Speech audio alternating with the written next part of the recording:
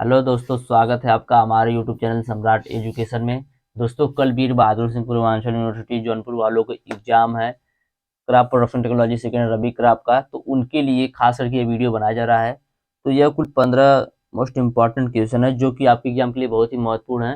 तो आप लोगों से एक रिक्वेस्ट है कि वीडियो को पूरा देखिएगा, और वीडियो अच्छा लगे तो वीडियो को लाइक कीजिएगा, अपने दोस्तों का शेयर कीजिएगा, और सब्सक्राइब भी जरूर कीजिएगा चैनल को। और यदि आप लोगों को इसका पीडीएफ चाहिए तो डिस्क्रिप्शन में व्हाट्सएप ग्रुप का लिंक और व्हाट्सएप नंबर दिया गया है, मैसेज करके आप लोग इसका पीडीएफ भी ले सकते हैं। तो चलिए स्टार्ट करते हैं हमारा पहला क्वेश्चन बिना देरी किए हुए। और मैं आप लोग बता दूं, मैं जितना बता रहा हूँ आप लोगों ने उतना पढ़ लिया, तो मैं बता रहा हूँ 70% चांस है आपके एग्जाम में आने के, जो भी मैं क्वेश्चन बता रहा हूँ। ठीक है, तो चलिए स्टार्ट करते हैं। तो मैं आप लोगों को लेक्चर के माध्यम से बताने वाला था, लेकिन मैंने फिर भी नोट्स पे अपने लिख दिया है। नोट्स के माध्यम से आप लोगों को दिखा दूंगा, क्योंकि पीडीएफ बनाने में बहुत अधिक टाइम खत्म हो जाएगा और उतना टाइम है नहीं हम लोगों के पास। ठीक है, तो पहला क्वेश्चन है, गन्ने में एरोइंग। एरोइंग क्या है? ठीक है, तो एरोइंग का मतलब क्या, आप लोग देखेंगे गन्ने का जो पेड़ होता है, कभी कभी देखेंगे उसके ऊपर से एक फूल जैसा आकृति निकल जाता है। मैं आप लोगों को दिखा देता हूँ।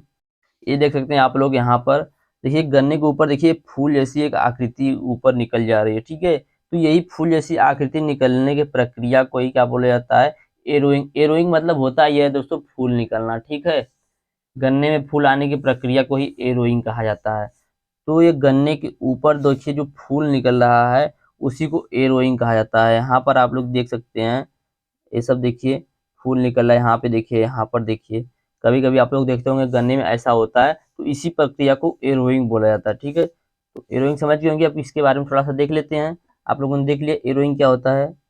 अब आप लोग एग्जाम में आएगा तो अच्छे से लिख सकते हैं। ठीक है, तो एरोइंग होता क्या है? तो गन्ने में विशेषकर ऊपरी पत्तियां सूर्य के प्रकाश में हार्मोन बनाती हैं। गन्ने में विशेष करके जो ऊपरी पत्तियां होती है, वह सूर्य के प्रकाश में क्या बनाती हैं? हार्मोन बनाती हैं, जो गन्ने के ऊपरी सिरे पर पहुंचकर फल बनाने के कार्य को प्रारंभ करती हैं। यही क्रिया गन्ने में फूल आना कहलाता है। यही प्रक्रिया एरोइंग कहलाती है। ठीक है, क्या बोला कि गन्ने में विशेष करके जो ऊपरी पत्तियां होती हैं, वह प्रकाश की उपस्थिति में हार्मोन बनाती हैं, जो गन्ने के ऊपरी सिरे पर पहुंचकर फल बनाने के कार्य को प्रारंभ करती हैं। ये इसी क्रिया को क्या कहते हैं? एरोइंग कहते हैं। ठीक है, गन्ने में फूल आने के बाद पत्तियों का बनना एवं तने की वृद्धि पूर्णतः बंद रहती है। जब गन्ने में फूल आ जाता है ऊपर से, तो गन्ने के फूल आने के बाद तने की वृद्धि जो होती है वह रुक जाती है, और पत्तियां बनना भी बंद हो जाती हैं। ठीक है, तो यही था गन्ने में एरोइंग। एरोइंग आप लोग समझ गए होंगे। एरोइंग, गन्ने में विशेष करके ऊपरी पत्तियां जो सूर्य के प्रकाश में हार्मोन बनाती हैं, जो गन्ने के ऊपरी सिरे पर पहुंचकर फल बनाने के कार्य को प्रारंभ करती हैं। यही क्रिया गन्ने में फूल आना कहलाता है या एरोइंग कहलाता है। ठीक है, गन्ने में एरोइंग हो जाने के बाद पत्तियों का बनना और तने की वृद्धि पूर्णतः बंद हो जाती है। मतलब उसके बाद पत्तियां नहीं निकलती और तने में वृद्धि भी नहीं होती है। तो एरोइंग आप लोग समझ गए होंगे। चलिए देखते हैं दूसरा क्वेश्चन। अगला क्वेश्चन है, राई में विरलीकरण। ठीक है, थीनिंग। थीनिंग पूछेगा, थीनिंग क्या है? तो मैं आप लोग बता दूं, विरलीकरण मतलब समझते होंगे। विरलीकरण मतलब होता है दूर दूर किसी चीज को पास पास होकर दूर दूर करना। जैसे मान लीजिए आपने सरसों की बुआई की है, राई की बुआई की। ठीक है, राई में एक मान लीजिए आपका 5 बीघे का खेत है। 5 बीघे खेत में आपने एक पाव सरसों की छिटकवा विधि से बुआई कर दी है। ठीक है, तो क्या होगा? सरसों बहुत पास पास हो जाएगा। ठीक है, तो उसी सरसों में से छाट छाट कर अलग अलग सरसों को बाहर निकालने की प्रक्रिया को ही थिनिंग कहा जाता है। मतलब सरसों ज्यादा नजदीक हो गया है, उनमें से छाट छाट कर दूर करना, ताकि जो सरसों उनकी वृद्धि विकास हो सके। इसी प्रक्रिया को थिनिंग बोला जाता है। तो थिनिंग क्या होता है, चलिए देख लेते हैं। थिनिंग एक शब्द है जिसका उपयोग कृषि विज्ञान में किया जाता है, जिसका अर्थ होता है कुछ पौधे या पौधे के कुछ हिस्सों को हटाना। जिसका अर्थ क्या होता है?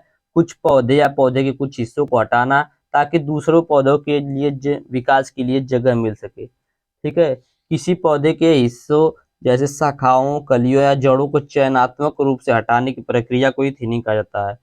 किसी पौधे के हिस्से, मान लीजिए ये आपका सरसों का पौधा है। ठीक है, एक यहाँ पर है, एक जस्ट इसी के बगल में है। ठीक है, ये वाला जो सरसों का पौधा बगल में है, ये थोड़ा मोटा है और इससे बड़ा है। ठीक है, इससे थोड़ा बड़ा है, तो हम लोग क्या करेंगे, ये जो छोटा वाला पौधा है इसको निकाल देंगे, चयन करके इसको निकाल देंगे चयनात्मक रूप से। तो इसी प्रक्रिया को बोला जाता है थिनिंग, विरलीकरण। ठीक है, समझ गए होंगे। थिनिंग एक ऐसी प्रक्रिया है जिसमें किसी पौधे के शाखाओं, कलियों या जड़ों को चयनात्मक रूप से हटाया जाता है, जिससे क्या हो सके, दूसरे पौधे का वृद्धि और विकास पूरी तरीके से हो सके। चलिए अगले क्वेश्चन पे चलते हैं। अब निपिंग है, निपिंग क्या होता है?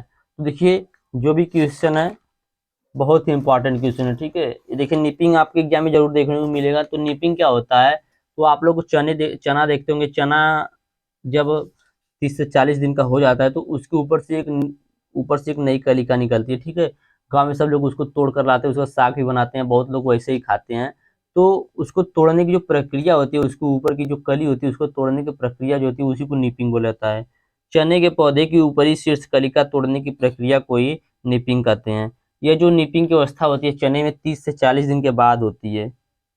यदि एग्जाम पूछ जाए निपिंग और कहाँ पर होता है तो सूरजमुखी में होता है। सूरजमुखी में भी निपिंग का यूज किया जाता है। अभी आगे मैं आप लोगों को बताऊंगा। तो निपिंग समझ गए होंगे, चने में निपिंग की जाती है जब चना 30 से 40 दिन का हो जाता है तो उसमें एक नई जब कलिका निकलती है तो उसी कलिका को तोड़ दिया जाता है।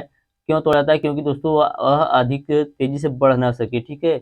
उसमें वृद्धि और विकास हो लेकिन तेजी से बढ़े ना, इसकी वजह से ज्यादा बढ़ जाएगा तो उसमें क्या होगा, इसमें फल अच्छा नहीं लगेगा, इसलिए उसको तोड़ दिया जाता है। उसको तोड़कर उसका साग बन जाता है और बहुत से लोग वैसे ही खा लेते हैं। तो यही निपिंग था। निपिंग क्या है? चने के पौधे के ऊपरी शीर्ष छिलका तोड़ने की प्रक्रिया को ही निपिंग कहते हैं। यह जो निपिंग की अवस्था होती है चने में 30 से 40 दिन के बाद आती है। चलिए अगले क्वेश्चन पे चलते हैं। गेहूं में सिंचाई की विभिन्न अवस्थाओं का वर्णन कीजिए। तो गेहूं में सिंचाई की कौन कौन सी विभिन्न अवस्थाएं हैं? तो कुल 6 स्टेज होते हैं दोस्तों गेहूं में सिंचाई के। गेहूं में सिंचाई के कुल 6 स्टेज होते हैं, ठीक है। पहला स्टेज होता है CRI स्टेज। तो सभी के बारे में हम लोग 6 सिंचाई के बारे में देखेंगे। उसमें से देखिए आप लोगों को अलग से पूछ सकता है कि CRI स्टेज क्या होता है, ठीक है। या पूछेगा सिंचाई की क्रांतिक अवस्था क्या है। तो सब कुछ हम लोग देखेंगे। 6 सिंचाई की जो स्टेज है सभी को देखेंगे। पहले देख लेते हैं सिंचाई के बारे में थोड़ा सा। गेहूं में सिंचाई की विभिन्न अवस्थाओं का वर्णन कीजिए। तो सिंचाई की संख्या व समय गेहूं की किस्म, भूमि की किस्म तथा शीत ऋतु की वर्षा पर निर्भर करती है। सिंचाई की संख्या मतलब कितनी सिंचाई हमें करनी है और किस समय करनी है, यह सब गेहूं की किस्म पर, भूमि के किस्म पर और शीत ऋतु के वर्षा के आधार पर निर्भर किया जाता है, ठीक है।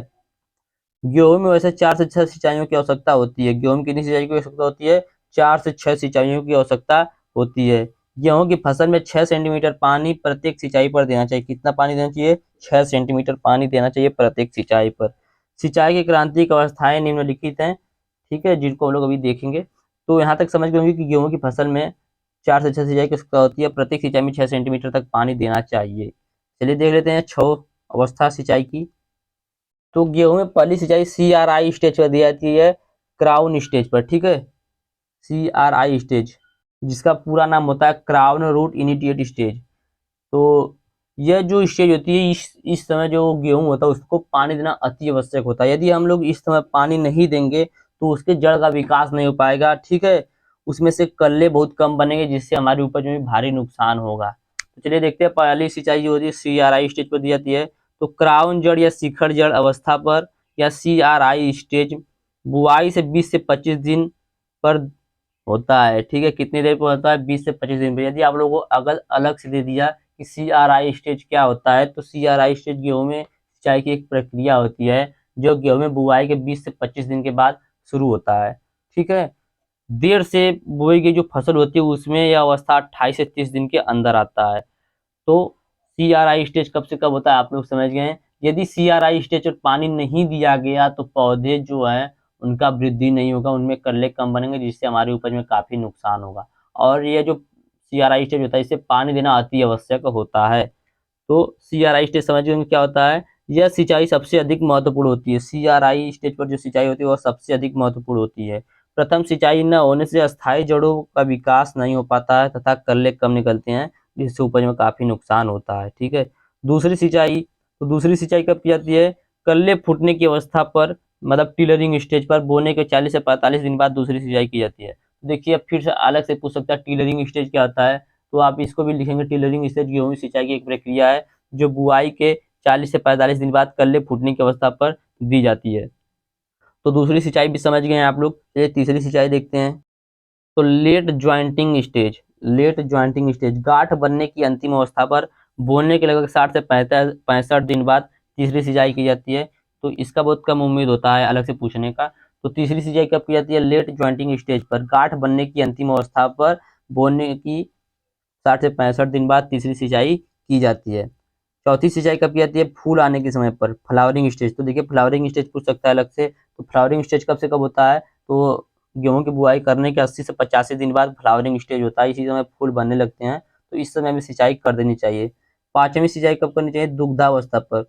दुग्धावस्था मतलब जो उसमें दूध बनने लगे, ठीक है। दुग्धावस्था पर, मिल्किंग स्टेज पर बोने के 100 से 105 दिन बाद सिंचाई कर देनी चाहिए। और छठवीं सिंचाई कब करनी चाहिए? दाना पकते समय, डफ स्टेज पर बोने के 115 से 120 दिन बाद छठवीं सिंचाई कर देनी चाहिए। तो यह था गेहूं में सिंचाई की विभिन्न अवस्था। जिसमें पहली सिंचाई बुआई के 20 से 25 दिन बाद, दूसरी सिंचाई 40 से 45 दिन बाद, तीसरी सिंचाई 60 से 65 दिन बाद, और चौथी सिंचाई 80 से 85 दिन बाद, पांचवी सिंचाई 100 से 105 दिन बाद, छठवीं सिंचाई 115 से 120 दिन बाद। और किस किस स्टेज पर करना, ये सब मैंने आप लोगों को पहले ही बता दिया है, ठीक है। उम्मीद करते हैं यहाँ तक आप लोग समझ में आया होगा। चलिए आगे चलते हैं। D suckering. डी सकरिंग क्या होता है? तो गन्ने के पौधे से अतिरिक्त सूखे व नीचे की अतिरिक्त पत्तियों को हटाने की क्रिया को डी सकरिंग कहा जाता है, ठीक है। डी सकरिंग क्या होता है? जैसे आप लोग देखेंगे गन्ने का, मान लीजिए यह पेड़ है, ठीक है। एक गन्ने का पेड़, ये इसकी पत्तियां सब निकली हुई हैं, तो ये सब पत्तियां, इनको छोड़कर नीचे जो पत्तियां सूख गई है यहाँ पर पेड़ पे लगी रहती हैं, नीचे जो पत्तियां सूख गई हैं, अन्य पत्तियां जो निकली, उनको काटने की प्रक्रिया को ही, उनको काट कर निकालने की या किसी भी प्रक्रिया से निकालने की प्रक्रिया को ही डिसकरिंग कहा जाता है। आप लोगों को मैं दिखा देता हूँ, तो वो वाला फोटो डाउनलोड नहीं हुआ, मैं आप लोगों को इसी से बता देता हूँ। तो जैसे मान लीजिए ये गन्ने का पौधा है, ठीक है, यहाँ से यहाँ तक, ठीक है, यहाँ से यहाँ तक गन्ने का पौधा हो गया। मान लीजिए इसकी पत्तियां निकली हुई हैं, इन पत्तियों के बाद आप लोग नीचे देखेंगे ये जो यहाँ पर पत्ती लगी हुई है, इस पत्ती को निकालने की प्रक्रिया को ही डिसकरिंग बोला जाता है, ठीक है। तो डिसकरिंग आप लोग समझ गए होंगे क्या होता है। गन्ने के पौधे से अतिरिक्त सूखे व नीचे की अतिरिक्त पत्तियों को हटाने की क्रिया को ही डिसकरिंग बोला जाता है। अगला है दोस्तों रूटी रैटूनिंग। रैटून मतलब होता है क्या? पेड़ी। तो रैटूनिंग क्या होता है? पेड़ी ही होगा।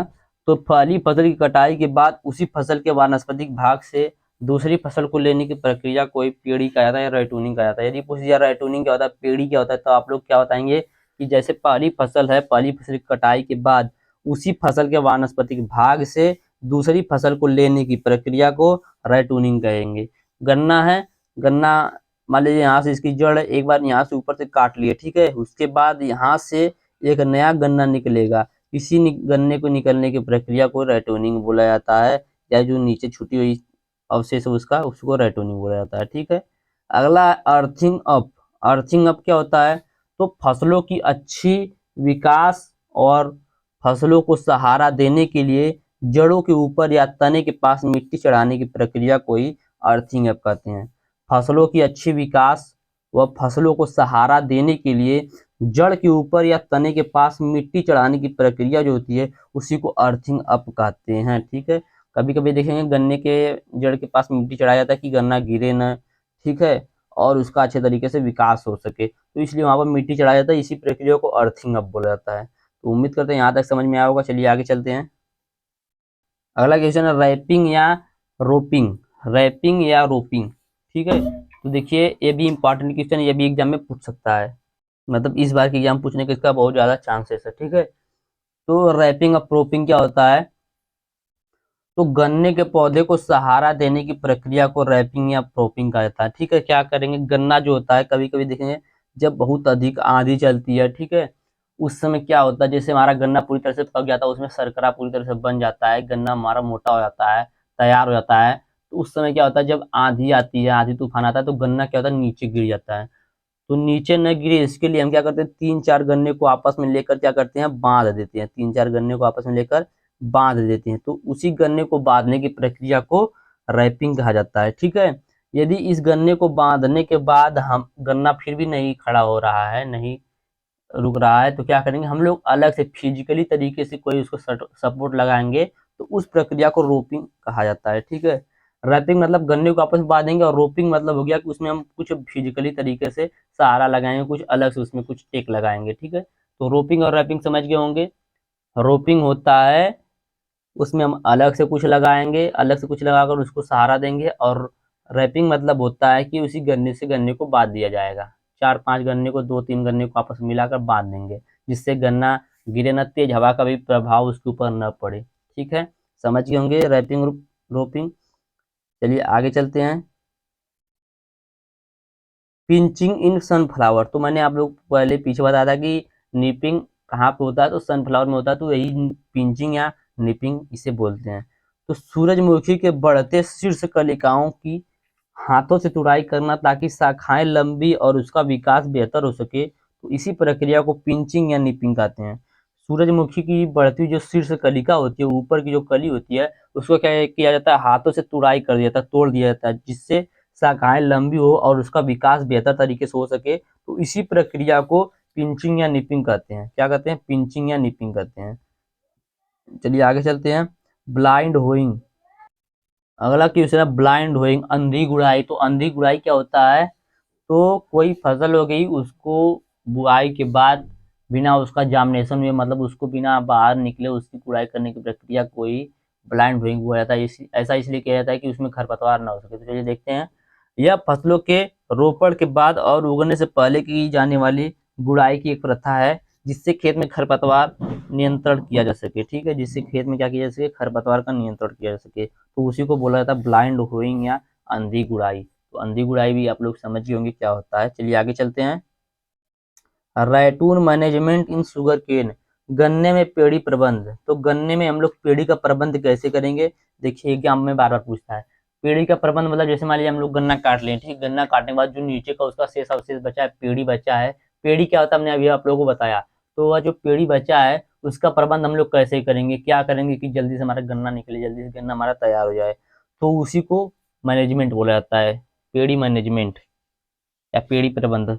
तो गन्ने को काटने के तुरंत बाद गन्ने की खूंटी पर, जो गन्ना नीचे बचा उस पर बोल रहा है, तो गन्ने की खूंटी पर 0.1% कार्बेंडाजिम घोल का छिड़काव कर देना चाहिए। ठीक है, कटाई के बाद गन्ने पर 0.1% कार्बेंडाजिम घोल का छिड़काव कर देना चाहिए।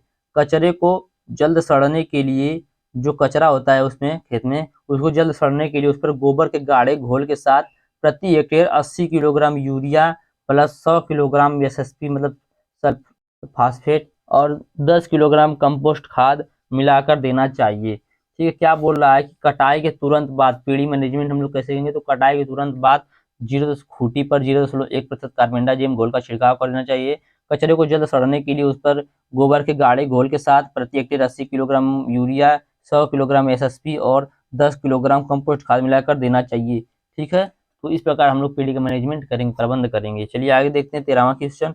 नींबू घास का वैज्ञानिक नाम क्या है, वह फैमिली क्या है। तो नींबू घास का वैज्ञानिक नाम क्या है, सिम्बोपोगान सिट्रस। ठीक है, सिम्बोपोगान सिट्रस। अभी मैं इसके बाद नींबू घास का वैज्ञानिक खेती का वर्णन करवाऊंगा। ठीक है, क्योंकि मैं नींबू घास का और सिट्रोनेला का नहीं करवा पाया हूँ, तो इन दोनों का भी मैं करवा दूंगा। सिम्बोपोगान सिट्रस इसका वैज्ञानिक नाम है, पोएसी फैमिली से आता है। ठीक है, इसके बाद सिट्रोनेला है, सिट्रोनेला का वैज्ञानिक नाम क्या है, सिम्बोपोगान नार्डस, और फैमिली कौन सी है, पोएसी है। तो ये 14 क्वेश्चन हो गया। 15वां क्वेश्चन हमें आप लोग कमेंट बॉक्स में बताएंगे कि गेहूं का वैज्ञानिक नाम क्या है, क्रोमोसोम नंबर, उसमें कितना क्रोमोसोम पाया जाता है, उसकी फैमिली क्या है। ठीक है, तो आप लोग कमेंट करके जरूर बताइएगा। और उम्मीद करते हैं आप लोगों को वीडियो बहुत अच्छा लगा होगा। वीडियो अच्छा लगा तो वीडियो को लाइक कीजिएगा, चैनल को सब्सक्राइब कीजिएगा, अपने दोस्तों के पास शेयर भी जरूर कीजिएगा। धन्यवाद, जय हिंद।